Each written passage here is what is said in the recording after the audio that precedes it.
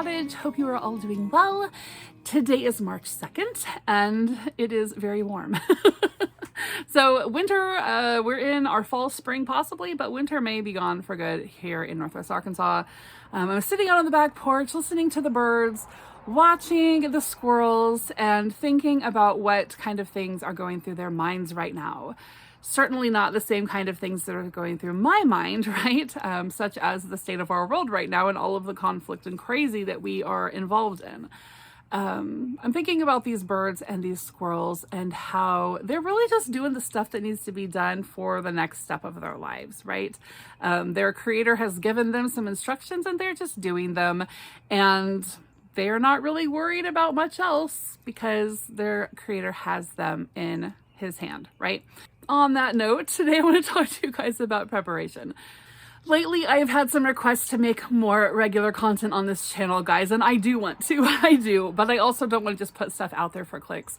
I am going to be praying more about the Father giving me some encouraging and inspiring messages to put up here, especially in this time. I just think it is so important that we are encouraging one another with, things that will dispel fear and spread positivity. Not putting our head in the sand by any means, but just trying to be positive in the midst of messy things, right? And I know that there is a severe lack of content on here from whole Bible believers that is encouraging and inspiring, especially things from women. I know there's not a lot of women content creators, so I get it. I understand the mission. But if you guys have some ideas, things that you'd like me to talk about, things you'd like me to address, questions you have, feel free to leave that in the comments or send me an email. I do have my email in the description box, and I do answer all serious and emails with good intentions. If you're a butthead, I just ignore you. But I want to talk today about preparation and the things that we can't do, the things that we can do, right? Because when we're in a situation like we're in right now, in a war situation, not really sure, are we doing the right thing? I think we are, maybe, sort of a situation. It can get kind of scary, right? And we can wonder what's next and how do I make sure I'm ready for it? And it's easy to just say, well, God will take care of it. Well, of course he'll take care of it, right? If we are believers, of course we know that he will. But sometimes we need some practical, okay, how can I sort of calm myself down here? I know he's going to take care of it, but in the midst of it, I don't know what to do. So I have a few ideas here for you guys. I hope that these are inspiring. I have a lot of notes, so I will try really hard to stick to my notes and not ramble, but you know how I am. Now, there are a lot of things that we can't control, right? Most of the physical things that are happening to us or around us or whatever, most of that stuff we can't really physically do a whole lot about. Just today, I went up to the post office and passed by the gas station, and gas is 30 cents higher than it was the last time I looked. I get it that we have fluctuations and all that, but I'm pretty positive we can expect higher gas prices as one of the major first things that we're going to see as a result of, the conflict that's happening. And so, we're probably, because we're seeing higher gas, we're probably going to see higher prices at the grocery store, and it's just going to kind of trickle down, to having to make a choice between spending more money or going without the things that we wanted to spend our money on, right? Those are obvious physical effects that we can do zero about. We are starting to see emotions and opinions. Not like those aren't always there, but just in more,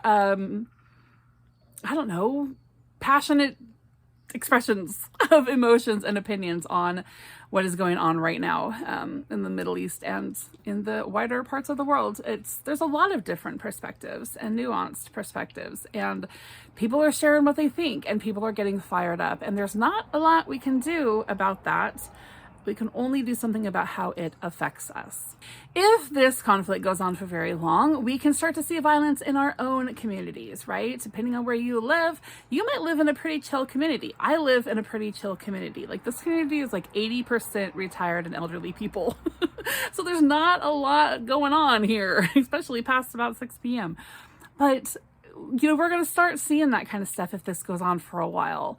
Communities that were pretty calm, laid back, may start to see some violence, may start to see some just outbursts of anger, right? In the form of just, wrecking stuff, graffiti, or actual confrontations, damage to property, whatever. Your kids at school are going to hear stuff and have things said to them and around them. It's just a general stirring up of animosity, negativity, and fear, right? We may end up with supply shortages. We may end up going out and having people say things to us or around us, or we hear things that cause us to be afraid and want to just hide in our homes and not go out for fear of having experiences we've never had before. We can't do much about those things. We can only do something about how they affect us. That is where the preparation comes in. We can prepare physically to an extent, but we can prepare mentally and spiritually to any extent. The preparation for that is endless as far as we want to go with it. And so I personally think that we should focus on that. The number one most important preparation is spiritual readiness, right? Spiritual preparation is everything. When we look at Ephesians 6, we get that armor of God imagery.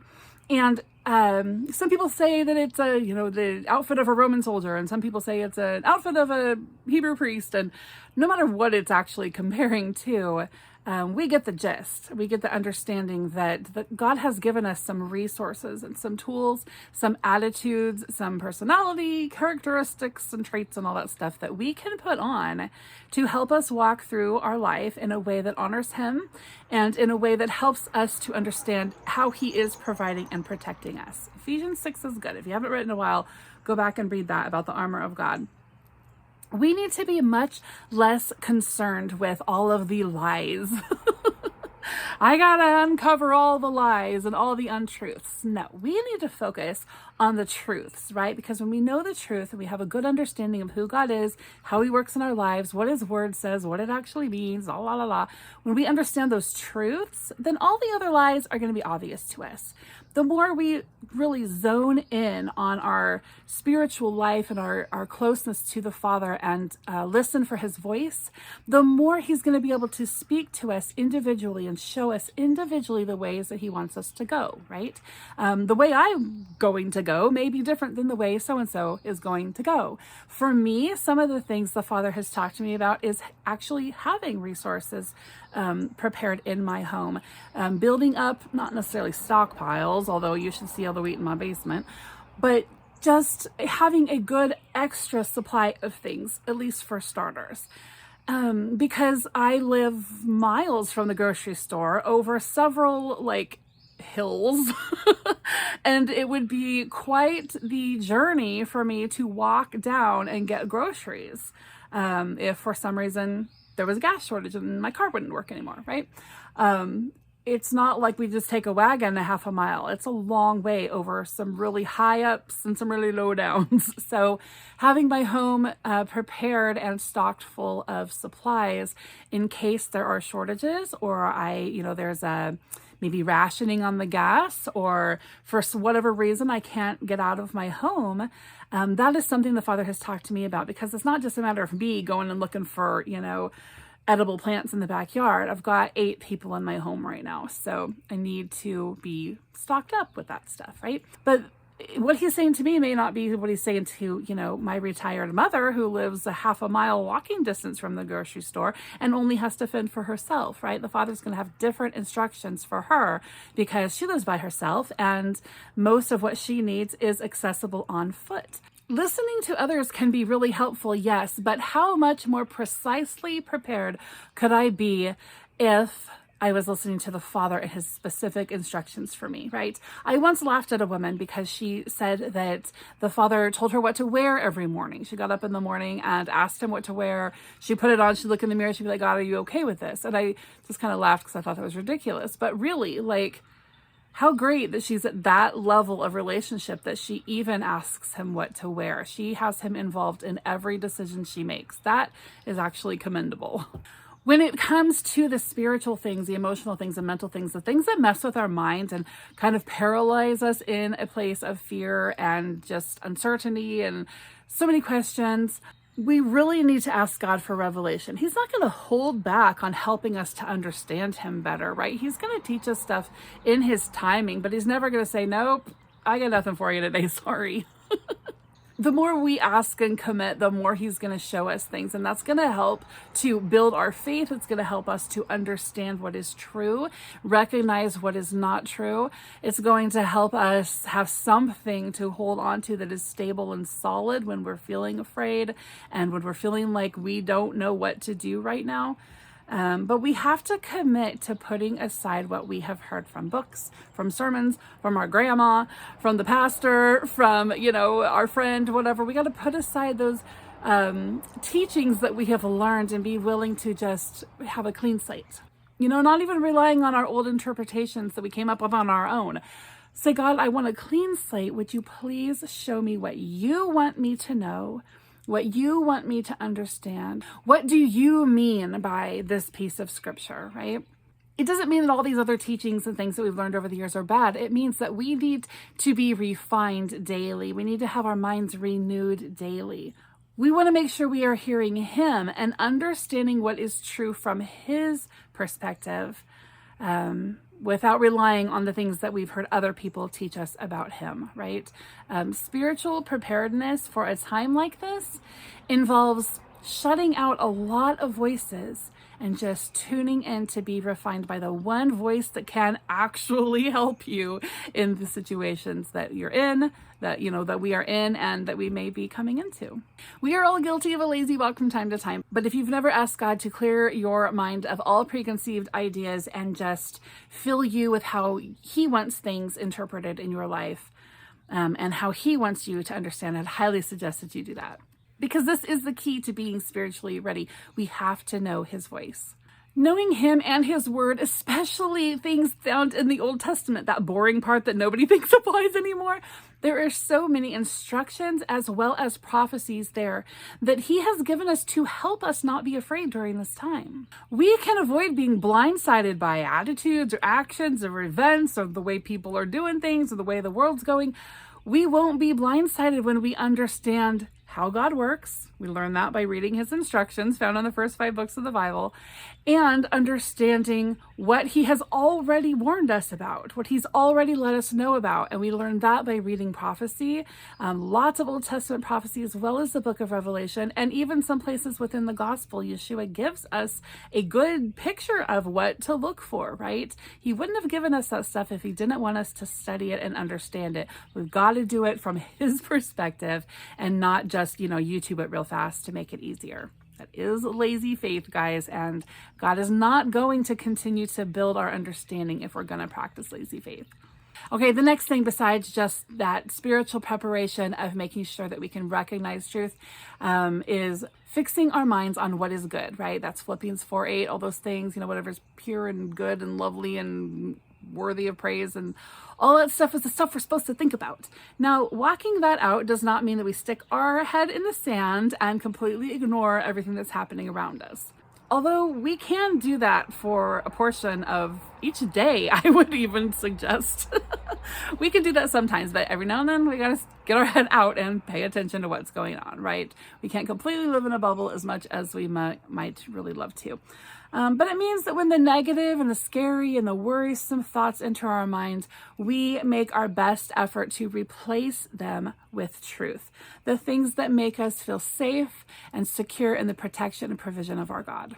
One thing that really helps me with that is to write out my concerns. I will just kind of list them out. I'm worried about this. I'm worried about this. I'm worried about this. And it usually turns into a prayer where I'm actually writing out prayers. And I start even writing out the things that God is putting on my heart about it, right? Like it'll start off, I was worried about all this stuff, but it ends up, he's like, well, here's the answers. Here's the answers. I'm reminded of scriptures. I'm reminded of truths that he's dropped in my heart. I'm reminded of his character.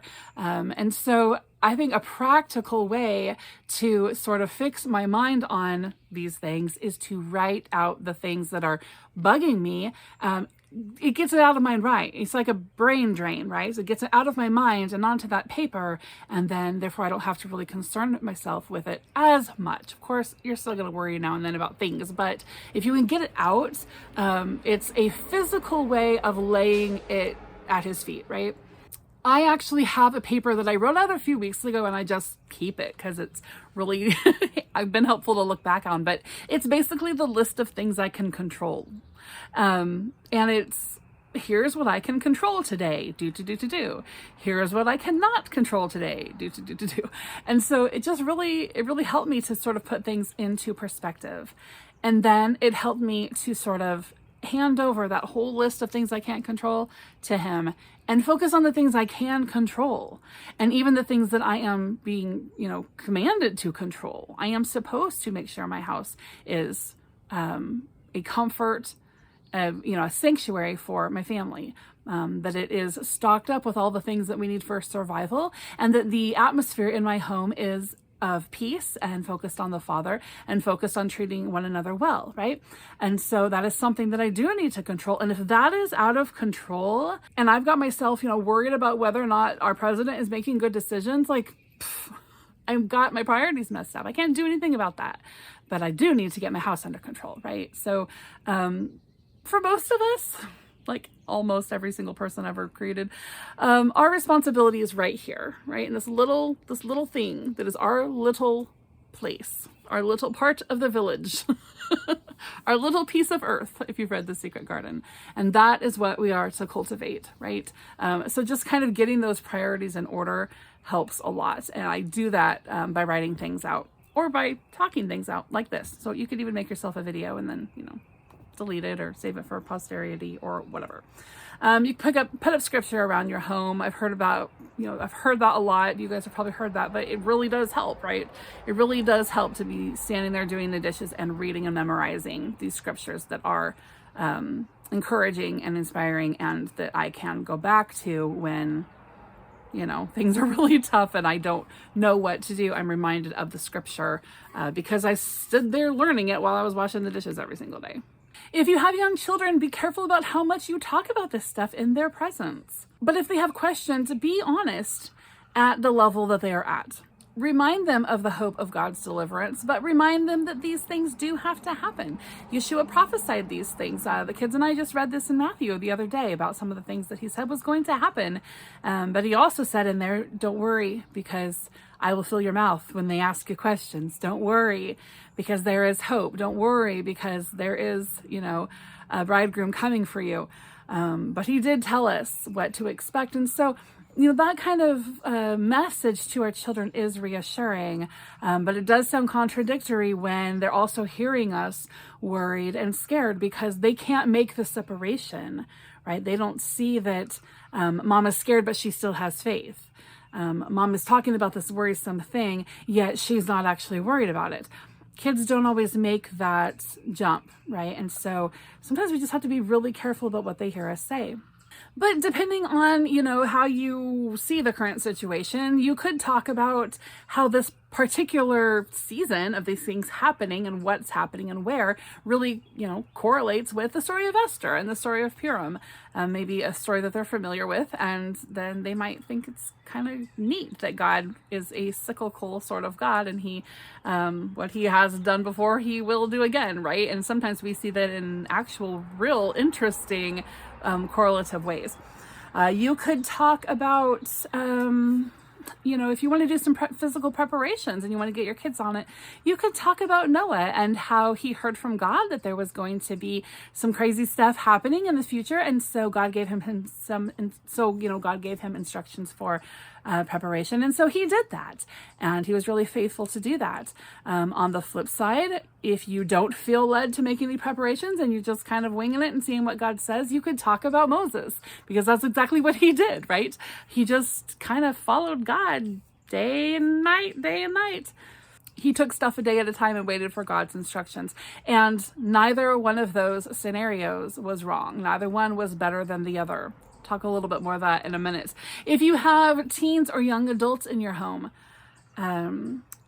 and which I do, I only have teens and young adults now, I train them that there is a time and a place to discuss these things that cause stress and worry and concern.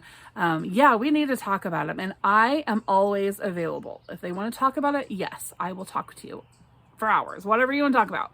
I'm always available. I'm there to help dispel any fears, answer any questions, help them find answers if I don't know, and, work through that with them, definitely.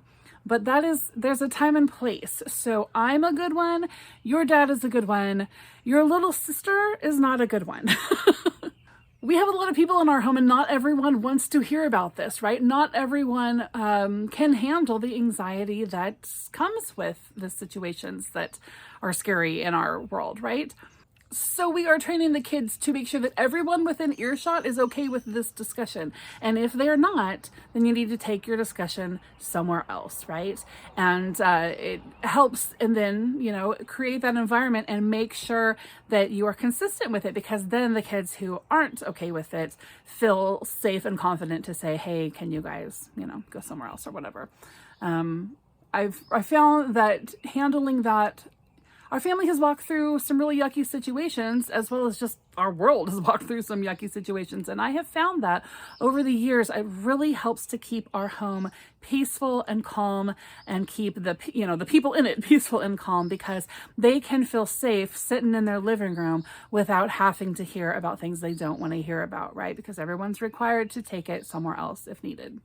But going back to the Moses and Noah situation, I think it's really important that we recognize some people are Noahs and some people are Moseses. Some people are preppers, right? They are Noahs. They see what's coming, they've heard what's coming, and they do everything they can to prepare up until the very last second, and then they just get in the boat and ride it out. But they are constantly preparing and hearing from God about how they should prepare.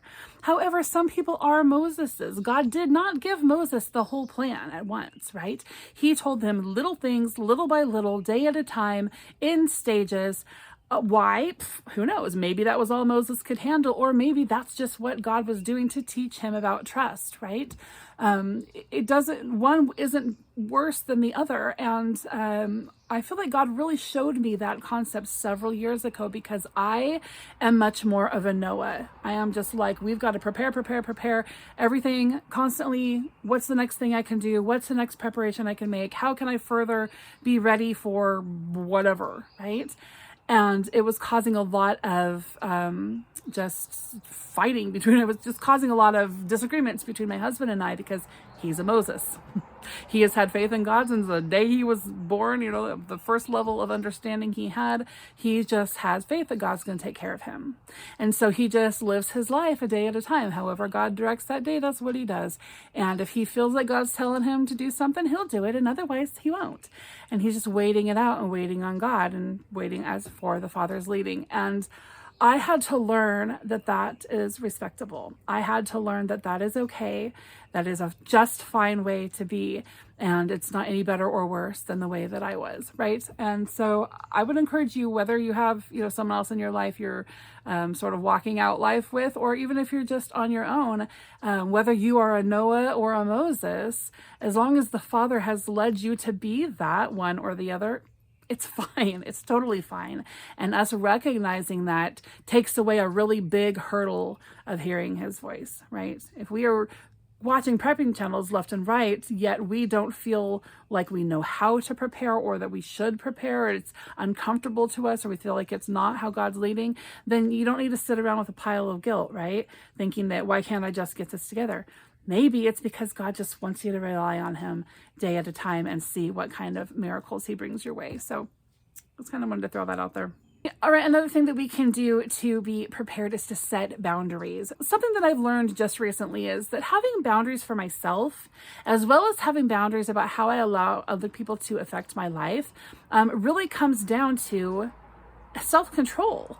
And Proverbs 25:28 kind of backs that up. It says, "A man without self-control is like a city broken into and left without walls." That's the ESV version. The New King James Version says this: "Whoever has no rule over his own spirit is like a city broken down without walls." I was like, whoa, I still think I need some time to process that one. That's really great.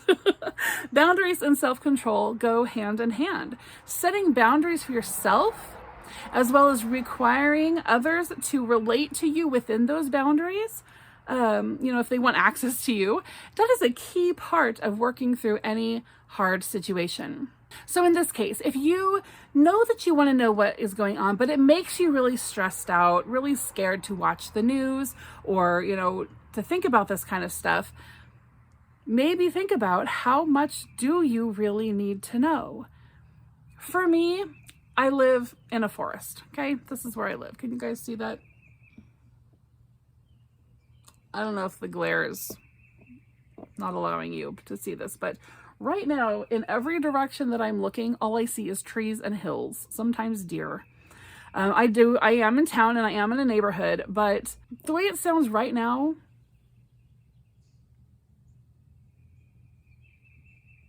that's pretty much how it always sounds around here, okay? I don't got a bunch of violent, crazy people living around me.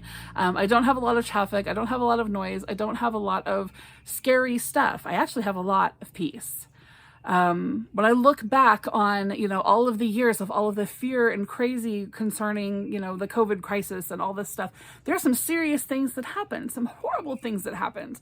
There's some people that really hurt, right? That lost jobs, that lost residencies, lost their businesses, went into a lot of financial pain, had, seriously went without some things, really had some struggles, lived in fear. And I don't want to discount any of that.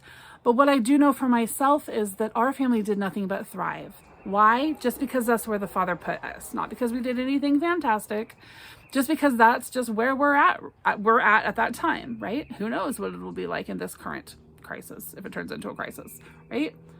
But what I know, and I'm saying all that just to say, when you look at what your situation actually is, maybe you don't need to know all the stuff. Maybe you don't need to know every step, every strike, every decision that's made across the world in a place that you don't live and you'll never go to. Maybe it's not actually going to affect you. You don't know. But if it's causing you stress and worry and chaos, maybe you need to rethink if you actually even need to know that stuff in the first place. It's not unpatriotic to not know stuff. It's fine. So maybe limit your time and limit who you watch, right? Don't watch fear-mongering people. Understand from the get-go you're not going to get the full story. The media spins things. That's a fact. Ask God for discernment about what you really need to know, because he does not want you to live in fear. And our minds and hearts and spirits can only handle so much. I have found such a difference in the kind of person that I just am day to day when I've cut out all the crazy conspiracies and fears and what ifs and scenarios, and I'm just a frumpy middle-aged woman living in a forest. Like, I really don't need to know this stuff. I know bad stuff happens in the world. The answer for me, what I can do about it, is pray about it and raise decent humans that aren't going to contribute to the chaos in the world. That's my mission right now. I try to learn about stuff so that I can bring peace to other people who know about the stuff. But when it starts to affect my spirit, I know that it's time. Lay that down. You don't need to know that stuff. So if you feel like you do, maybe set aside a specific time each day in which you sit down, listen to the news for a specific amount of time, and then you journal what you heard so that it's out of your brain, right? Your brain drain, and then move on with your life. And honestly, doing that does serve a good purpose, because you are helping to contribute to history, right? You're contributing to the narrative of your era. And how do we know most of history? We know it from people's diaries, their journals, what they wrote down, their perspectives. We're able to go back now and put all those perspectives together and get a picture of how that society, walked through that thing. We would know hardly anything at all about the Great Fire of London or the plague of that same year in the 1660s if Samuel Pepys had not kept a diary. We have learned much from Samuel Pepys's diary about that time in history, and just one guy writing stuff down. So Maybe, when you're doing your brain drain to help yourself walk in a more peaceful day, remember that about contributing to history, and then, make sure your kids know to donate your journals to the local museum or something. Set conditions for discussions allowed in your home. Not everyone in my home sees the situations that the way that my husband and I do, and we never try to force the teens and the adults in our home to think a certain way, right? We couldn't control that even if we wanted to, but we do have limits on what they can talk about, as well as how they represent our household in society. If they're living at home, they have a responsibility to represent our family well. Doesn't mean that they have to lie about who they are and what they believe and what they think. It means that they need to limit what they put out there, so that they're not doing things that we oppose in our name. Does that make sense? So for instance, we limit what they can post about on social media, right? Even if they're an adult, if they're living in our home and they're posting something that we are very anti on social media, or, otherwise representing us in a way that is very opposed to how we live our lives, then they have two options. They can take it down and commit to stop doing that, or they can find another household to live in, and then they can do it all they want. And people will say that's suppressing their freedoms. You can think that if you want, but what it actually is doing is honoring the people who are providing for them, right? They're going to honor us and the way our household runs. If they don't believe it, then their choice is just to keep silent or have it in private discussions, right? So, and then we have limits on what they can talk about inside the house, right? And inside the household. So we limit discussions between the kids, like I said before, but of course we are always open to having discussions with them about the, concerns that they have or whatever. The Bible tells us that we are known by the company we keep. So it's very important that they understand that what they do and say reflects on the rest of us. And so we're just careful about that. This isn't limiting the freedoms of our adult children, right? This is putting up boundaries and making a statement about what this particular household stands for. So like I said, there's other households out there if they don't want to stand with this one. All right. And then finally, spreading the light, right? So Matthew 28:19-20, it gives us a great commission, right? It says to go make disciples of all the nations, baptize them in the name of the Father and the Son and the Holy Spirit, and teach others to walk like me, right? Yeshua says, teach others people to walk like me. So teaching people how to walk like Yeshua is a lot more than interpreting the Bible for them. In fact, that's a really lousy way to teach people how to walk like Yeshua. Instead, it's really about modeling his discipling walk, the way that he reasons with people, the way that he loves, the way that he listens, the way that he doesn't actually try to, be someone's Holy Spirit, but he just gives them some stuff to think about and then quietly moves along and brushes the dust off his feet if, he receives a sort of, negative response or whatever. If you think things are dark for you, how much darker are they for people who don't know Yeshua? I used to be better at this and I need to get good at it again, but we can put on our ministry mindset when we go out. When I go somewhere, especially if it's somewhere that I really just don't feel like going, I try to remember that this is an opportunity to encourage other people, right? To spread the light that I have that they may not have. Walmart is notorious for this. It's so negative. It's just such a negative place. But when I can try to be encouraging and spread a light, just smile at people, right? And know that this trip is not about me, but it's about the people that God wants to put in my path and what they might need.